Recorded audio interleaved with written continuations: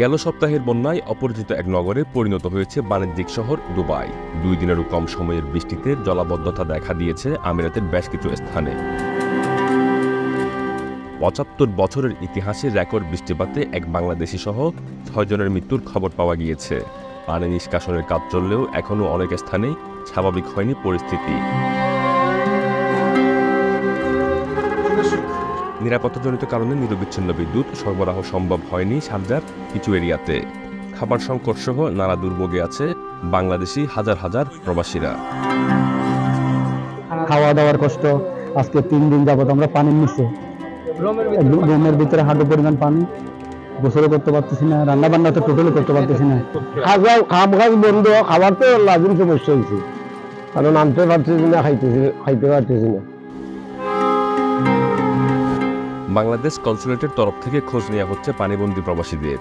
প্রয়োজনীয় সহায়তা নিয়ে এগিয়ে যাওয়ার প্রত্যাশা জানিয়েছেন কনসাল জেনারেল সহ কমিউনিটির নেতৃবৃন্দরা। হোপফুলি 2 দিনের মধ্যে এই সমস্যা কেটে যাবে। তো আমরা দেখছি, আমরা আরো যে সমস্ত জায়গায় আমরা রিপোর্ট পাচ্ছি যে বাংলাদেশিরা সমস্যা আছে, সেখানে আমরা যাচ্ছি এবং তাদের সাথে কথা বলে তাদের চাহিদা অনুযায়ী তাদের সমস্যা সমাধানের জন্য আমরা চেষ্টা করে যাব। শারজার মধ্যে ভয়াবহ পরিস্থিতি, আমরা কনসুলেট জেনারেলকে এখানে নিয়ে আসছি। এখানে ঘোরাঘুরির মধ্যে এখানে অবস্থা অনেক বেশি খারাপ। এগুলো আমরা সবাই বাঙালি কমিউনিটি, সবাই কনসুলেট, সবাই মিলে ওদেরকে সহযোগিতা করলে ভালো হবে। এবং আমরা 1 নম্বর, 2 নম্বর, 4 নম্বর, 3 নম্বর এই স্থানগুলোতে অনেক লোক পানিবন্দী অবস্থায় আছে এবং তারা এখন একটা নৌকার মতো ছোট একটা লাঠি দিয়ে এই যে পানি নেওয়া আসার জন্য ব্যবস্থা করছেন। বাড়ি বর্ষণের কারণে অনেক দেশের মানুষ এবং বিশেষ করে বাংলাদেশিরাও অনেক কষ্টে আছে। বিশেষ করে বিভিন্ন লেবার ক্যাম্প, বিভিন্ন ইন্ডাস্ট্রিয়াল এরিয়া, সব জায়গায় মানুষ অনেক কষ্টে আছে।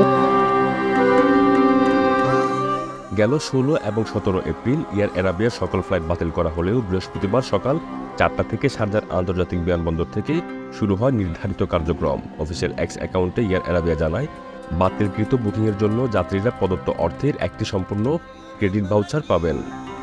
দুবাই বিমানবন্দর, বিভিন্ন ক্ষতিগ্রস্ত শপিং মল থেকে শুরু করে মেট্রো স্টেশন, বলা যায় সংকট অনেকটাই কেটেছে। তবে আবারও দুঃসংবাদ। দেশটির আবহাওয়া অফিস জানিয়েছে, আগামী সপ্তাহে আবারও প্রবল বৃষ্টিপাত হওয়ার সম্ভাবনা।